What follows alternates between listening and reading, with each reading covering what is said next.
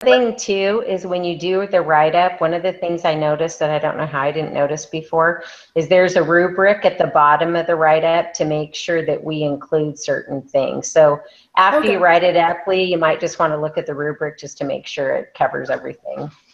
Okay, perfect. Awesome. Okay, let's get started, girls. What was the first question? Summarize the case. Yes, summarize the case.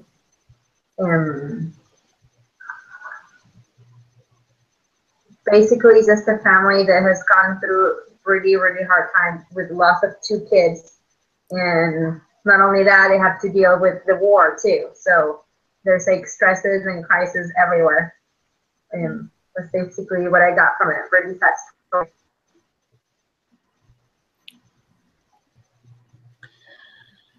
I just thought it was interesting because.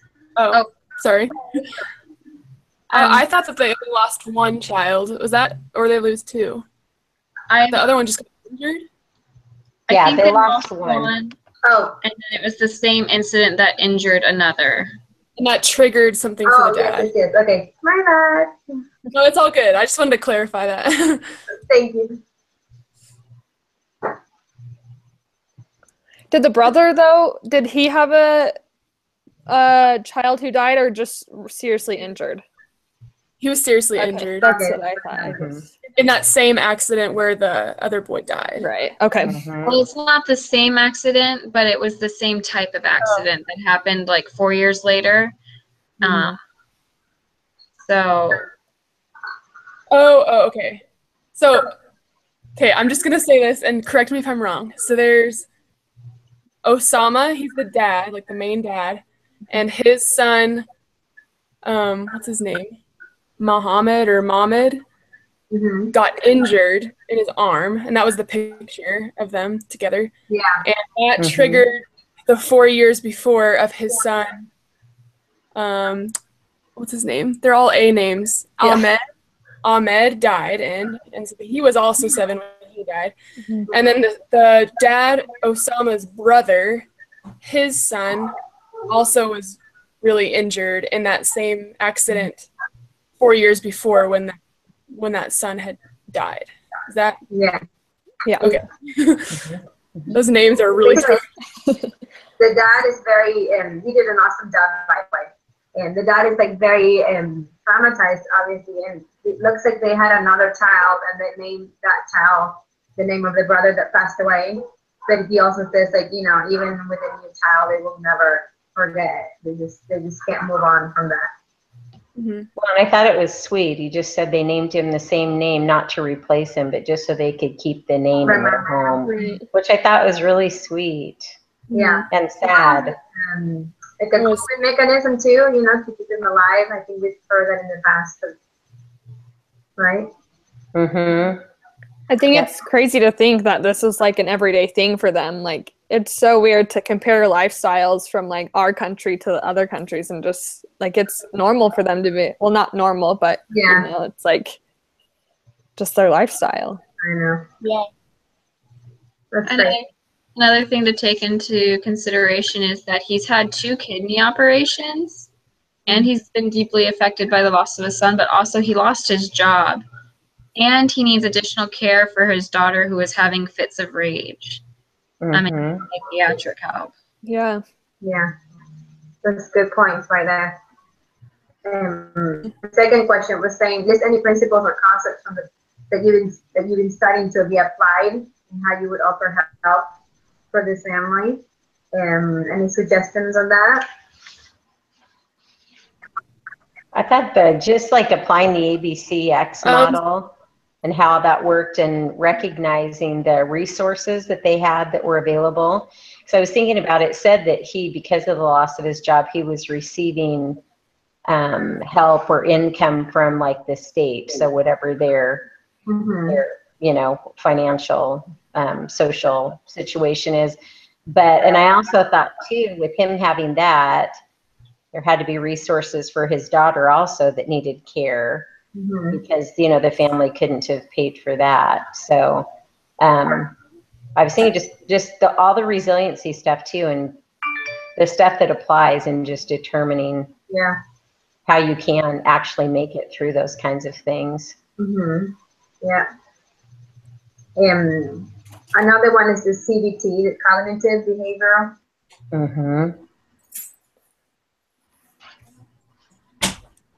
Yeah, I I had have a that one written down too. Sorry, I have a really quick question about as a scribe. Like, it says to do 100 to 200 words. Is it bad if I like went over, do you think? No. No? Great. Yeah, I just didn't know because it said to 200, so I was like, that's kind of hard. I would just say be thorough, but just kind of put everything kind of together as best you can. Combine all of our thoughts. I want to say something about the ABCX model. I think it's like important to kind of break things down and look at them not in so much of the big picture, because then you'll react like immediately as to how you feel, rather than looking at everything like in a more simpler way and just kind of stepping back and realizing, you know, this is a trial I'm going through, or this is something that's super difficult. And if I just see my resources, see the crisis, and how the ABCX model would be. Yeah, similarly to that, I like focus on the double ABCX, just because since the first incident was the death of the son, and then this next one is kind of like an injury and it's similar, but they can learn a lot from the first crisis and use it to be able to adapt better the next time. So that's pretty similar to what you said, but yeah. I thought, Morgan, what you were saying too is really important. I really have not understood until this last week when I did my interview for my final paper. I could not figure out how all these models can really help people until after the fact. Exactly. I'm like, well, I get it after, but then when I did that interview, as I was doing that, I started to see and understand how if somebody comes in when they're not aware of like what their resources are, or they're not, you know, you can help guide them into understanding more what their perspective is and how they're actually viewing things. It's like it's taken me all semester to actually get that. Yeah, that's exactly me. I've applied this model to like everything so far. Yeah, the only other one that I kind of having an easier time is the cognitive, because it's basically like it says like how you think, what you think, how you're gonna feel, and what you feel is how you're gonna act. You know, so my mind, okay, if you can control your thoughts, you can control your feelings, and then by then you control your act. So just kind of having coping mechanisms when you want to tend to just drift to those dark places in your mind, you know, how to control those. We talked about like meditation and like mindfulness, you know, maybe things like that for your personal. Maybe you can't do that as a family per se, but if you're a dad or a mom, you can use those tools for your personal, like, you know, way of keeping yourself together, so your kids can have you as the stronger person so they can rely to, you know. I like that. Like, practice on yourself first, like you personally, and then when you like your family comes, then maybe start applying it to like family things. That's good. I like that.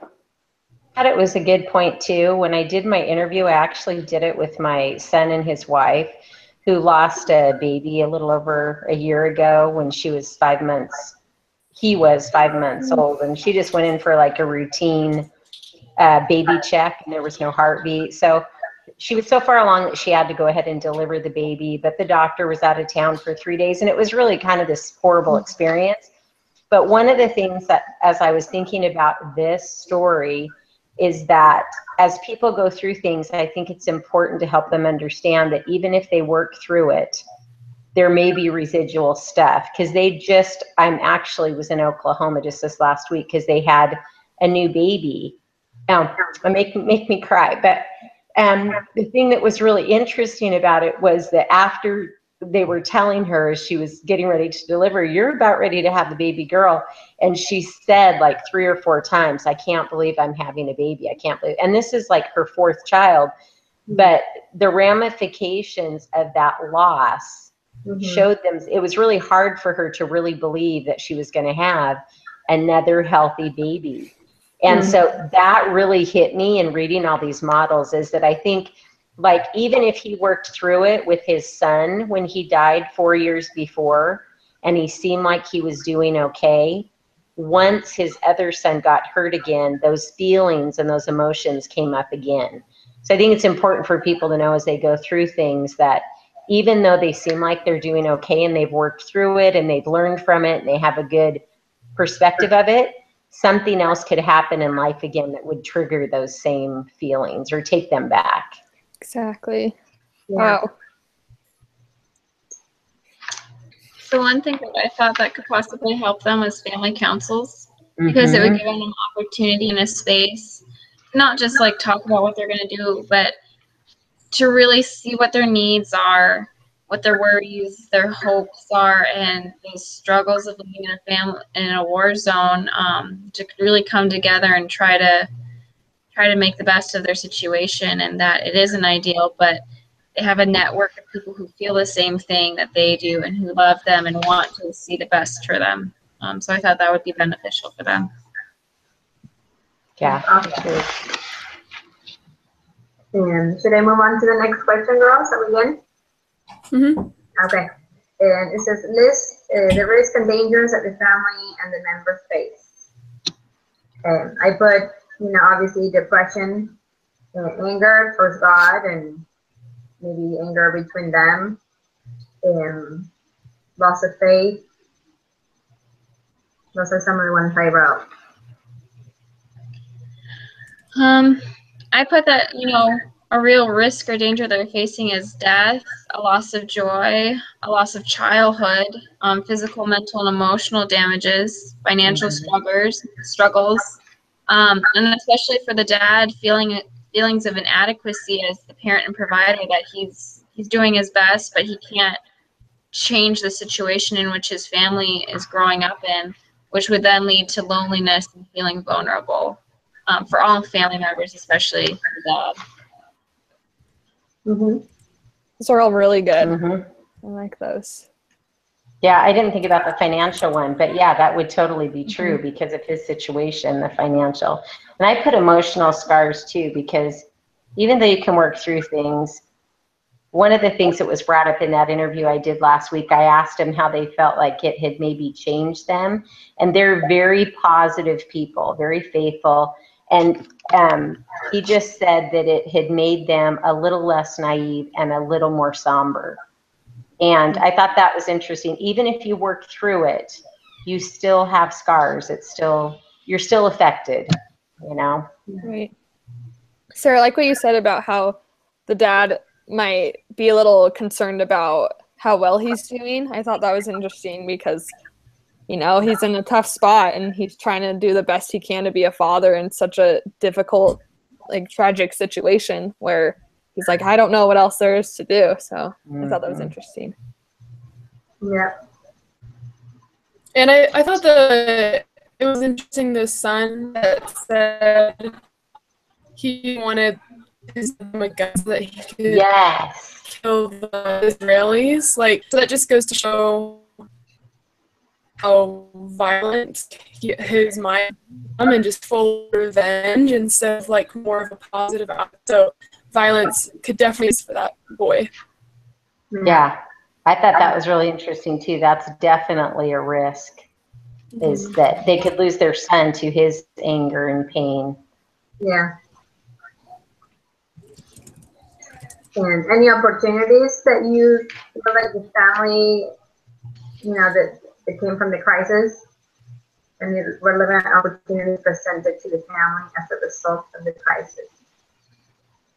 I like that Osama and his brother got together at both of these times. They both were kind of going through similar things, and when they could have both separated and helped out their own children, when they came together and were like, I'll help you out, we're family, let's stick to this. They were very strong in each other's relationships, and I thought that was incredible. And I like that. I thought they had the opportunity to show compassion for each other too, and for their neighbors. I don't know if you guys remember, but reading the paper, it said those who live along the border, there can be up to 1,000 airstrikes a day. Wow. And I was like, so crazy. I know, it's just hard to even believe that, just having experienced that. yeah, they have the opportunity to show compassion. And I also thought they have an opportunity to accept help from other people, which is sometimes really hard. Mm-hmm. I think also maybe their way of life is just different because they know what's really important, you know? And sometimes when you don't have problems like that, you just forget about the important things in life, you know, which is like family and health. And so they know what's really important. And I think that's a blessing to know what's important in your life. Going off of what you said, I think that that's a deepening faith and trust in God and a depth of character. And one of the things that I thought would be interesting, especially with the son who said he wanted to get a gun, was this is an opportunity for their family to grow through forgiving the issues that they can't control. They can't, they can't control the air raids, but they can control how they respond to those who are doing it, and they can choose forgiveness over making this a war or an issue for people in later generations. Yeah, That is an awesome point, Sarah. That's a great point. definitely. And any important relationships that they should consider?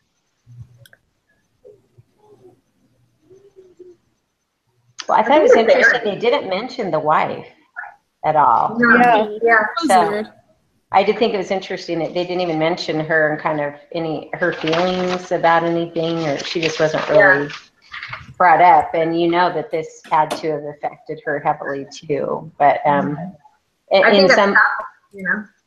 Well, and culturally, women aren't, they don't, in those cultures, aren't able to speak out, and they're not as much a part of the picture as men are. But he definitely talked about his daughters bringing the son to him too. And I wondered how that would be, how all those dynamics would affect siblings.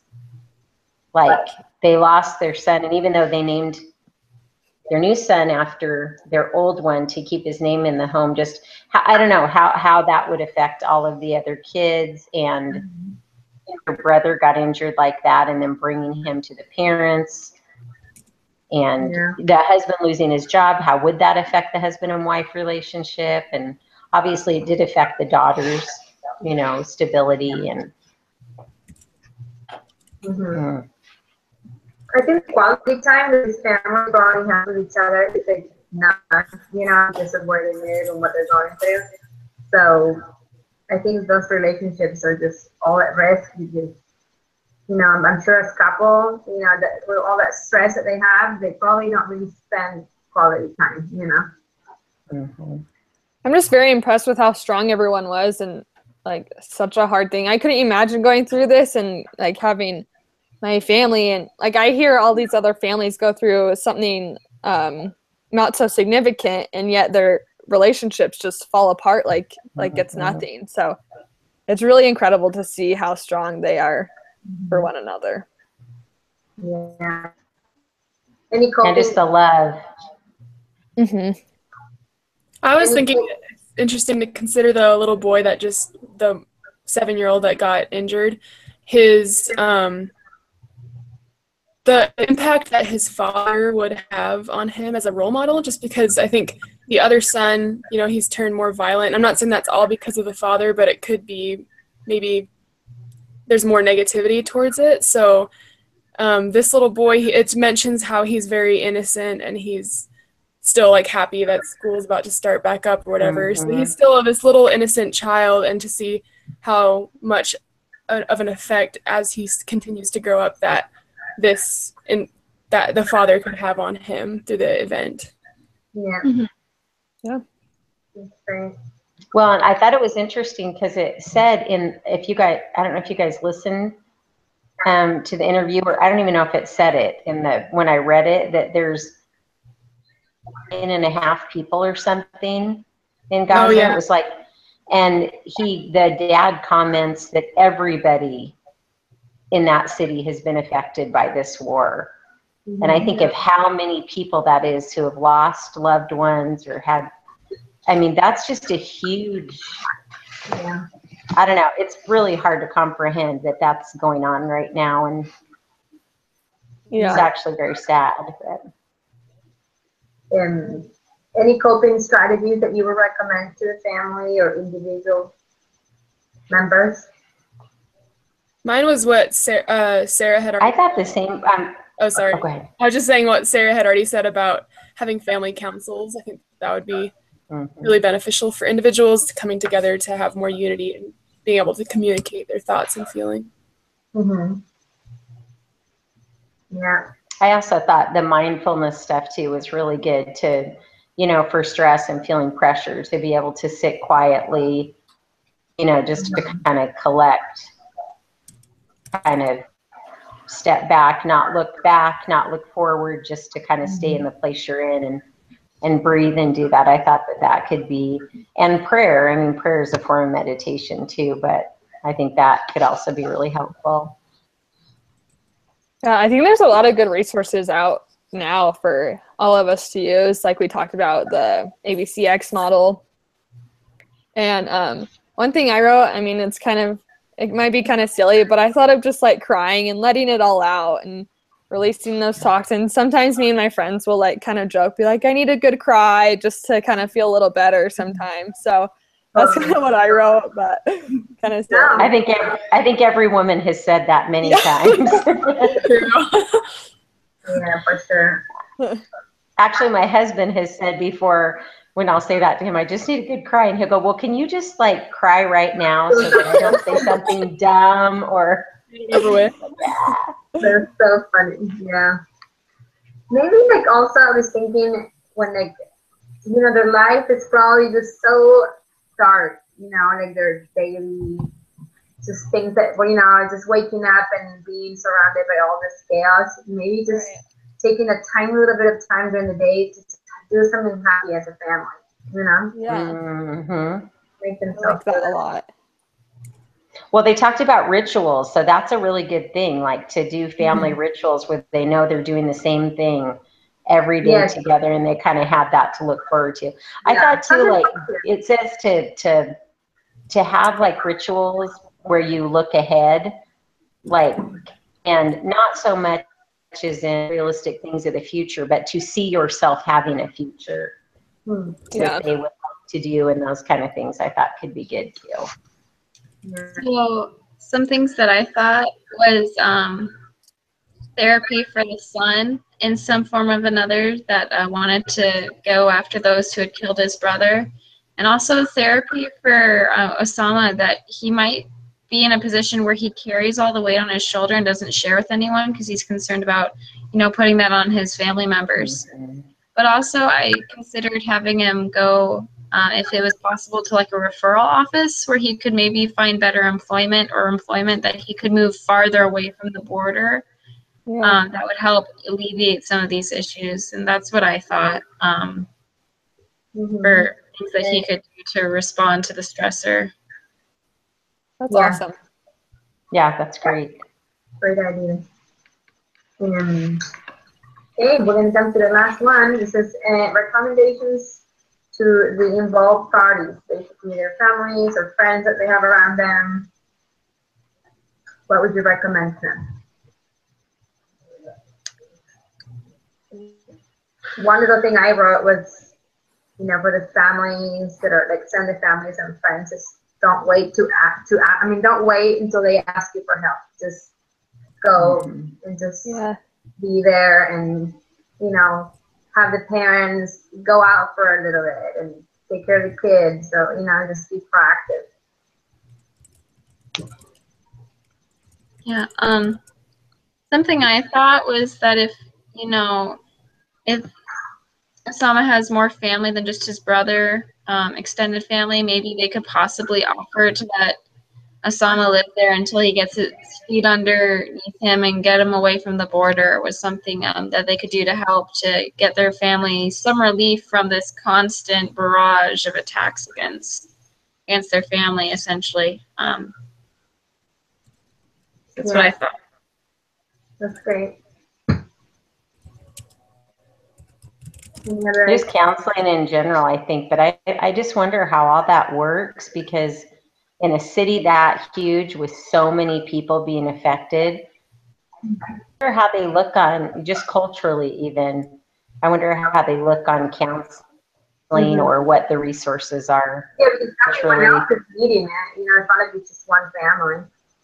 Mm-hmm. That's true. I never thought of that. But that I thought was one of the opportunities that they had too, was to show compassion for each other and bond together. And because so many people have lost Yeah. people. I know I had never had a migraine before until a couple of years ago, and I had a migraine. And I've never looked at anybody the same again who says that they had a migraine, because I never had one before, and I thought, how bad can a headache be, you know? But then I had one, Yeah. and now I know what a migraine feels like. So I just think once you've shared those things with people, it makes you feel so much more compassion. Yeah. And the whole city must feel that way to a certain degree, just loss and Right. compassion for what everyone's going through. Yeah, I think coming together as like a community can really help out too, and be also involved as those supporting parties, because they know exactly what those other families are going through. So I think coming together and helping each other out as one could be awesome. Yeah. Okay, ladies, I think that's it. Leah, do you have any questions for us that you can help you with right now for the paper? Or?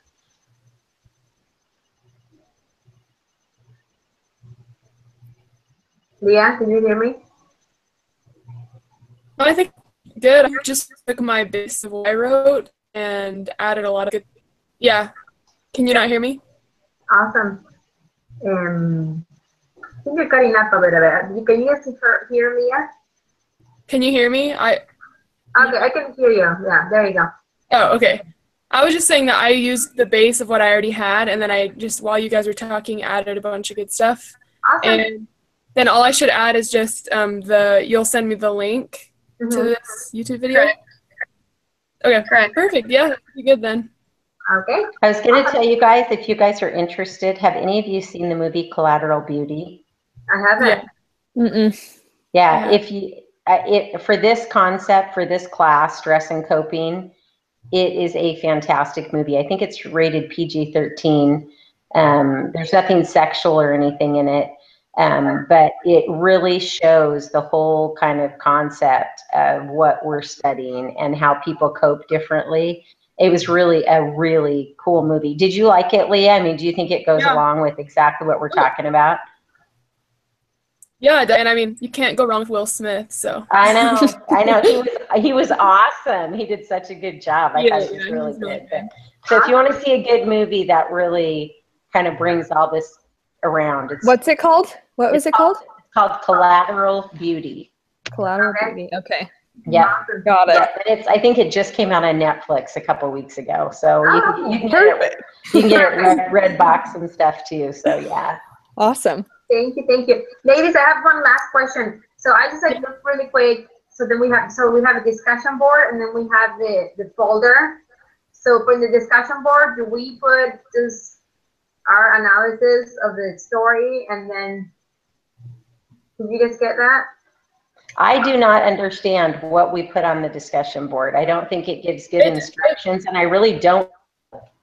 Yeah, so on the instructions, it said that we don't have to put our own individual one up. It was just as a preparation tool. And so I think the only thing we have to submit is what I'm submitting for our group. And I think as far as the discussion board, it doesn't say there's anything specific we need to put. She might have put it up there for us to just trying to do. Okay. Awesome. Maybe we'll just comment on yours, Sarah, because yours is up. Maybe if we all just look at Sarah's comments on that, then we'll look like we all discussed and we're a part of it. That's a good idea. Time. Okay. Awesome, ladies. Well, I think this is the last time that we have to meet like this, right? Yeah. Okay. Well, we will see you in a different class.